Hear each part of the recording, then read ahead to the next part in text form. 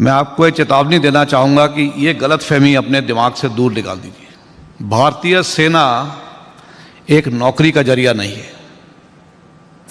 अगर आपने भारतीय सेना में शामिल होना है तो आपको शारीरिक और मानसिक रूप से हर तरीके से आपको मजबूती दिखानी है। आपका हौसला बुलंद होना चाहिए। आपको कठिन से कठिन समस्याओं का सामना करने के लिए आप में ताकत होनी चाहिए।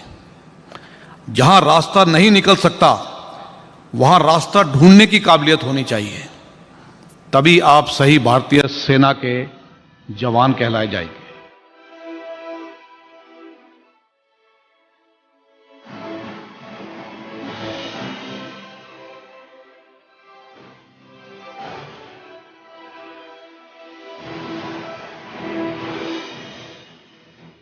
जब दिल में ऐसी आग हो,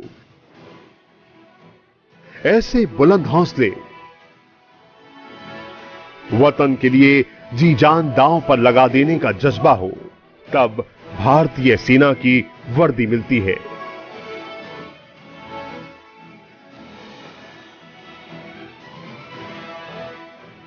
वर्दी और विपिन रावत एक दूसरे के लिए ही बने।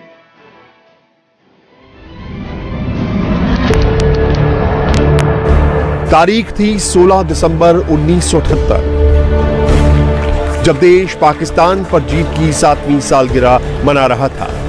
ठीक उसी दिन विपिन रावत भारतीय सेना में शामिल हुए।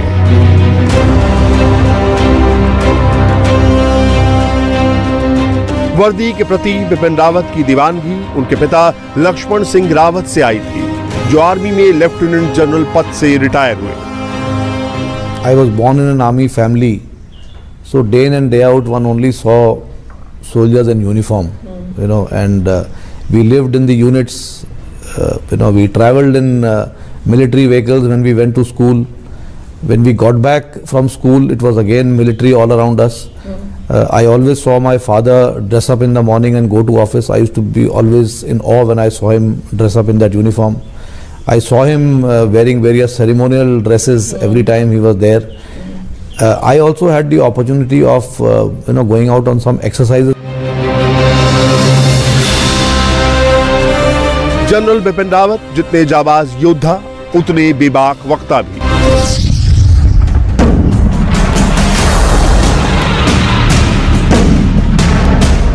रण हो या मंच हो,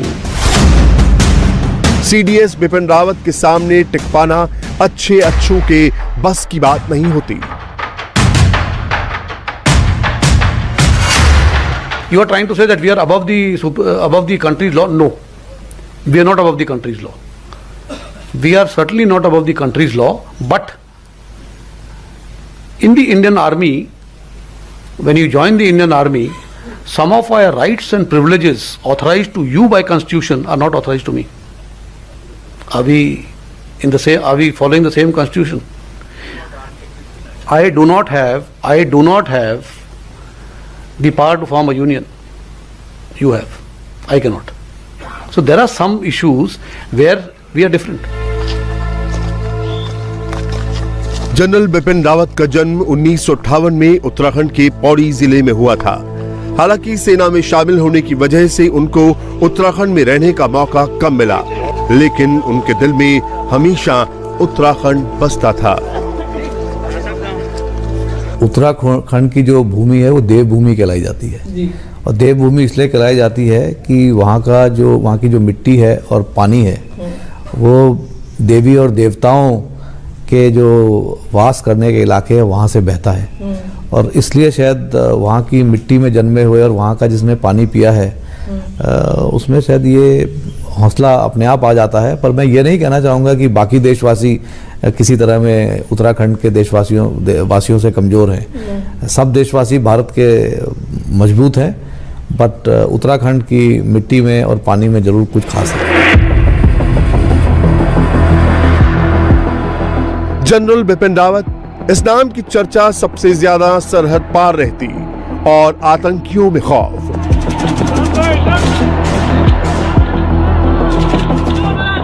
क्योंकि बिपिन रावत को कोई भी बात घुमा फिरा के करना पसंद नहीं, चाहे हाफिज सईद हो या फिर मसूद अजहर, उनका मैसेज एकदम क्लियर है। हम लोग तैयार हैं। इन्फिल्ट्रेशन जैसे आपको बताया जा चुका है, ये जारी रहेगा। सरहद के उस पार जो आतंकवादी हैं वो तैयार बैठे हैं और हम भी उनके लिए इस तरफ तैयार बैठे हैं। वो इधर आएंगे, हम उन्हें रिसीव कर रहे हैं और रिसीव करके हम 2.5 फुट जमीन के नीचे उन्हें भेजते रहेंगे। जब बिपिन रावत मेजर थे तब उनको एलओसी पर एंटी टेरर ऑपरेशन की जिम्मेदारी दी गई थी। उरी में कंपनी में बतौर कमांडर कंपनी बिपिन रावत ने कई ऑपरेशन को अंजाम दिया। पाकिस्तानी सेना में उनकी चर्चा हमेशा से होती रही। मैं जो भी कार्रवाई करता हूं या जो कुछ बोलता हूं, मेरे पीछे भारतीय सेना है, मेरे पीछे भारतीय सेना की ताकत है और मुझे अपनी सैन्य शक्ति, अपने लीडरों पर, अपने जवानों पर बहुत भरोसा है। और हमने जो पिछले 70 साल में जो जंग लड़ी है, हमारे जवानों ने हमें कभी ऐसा मौका नहीं दिया कि हमें कहीं विफलता मिली हो, कहीं पराजय हुई हो। हम सदा सफल होते आए हैं और आगे के दिनों में भी हम सफल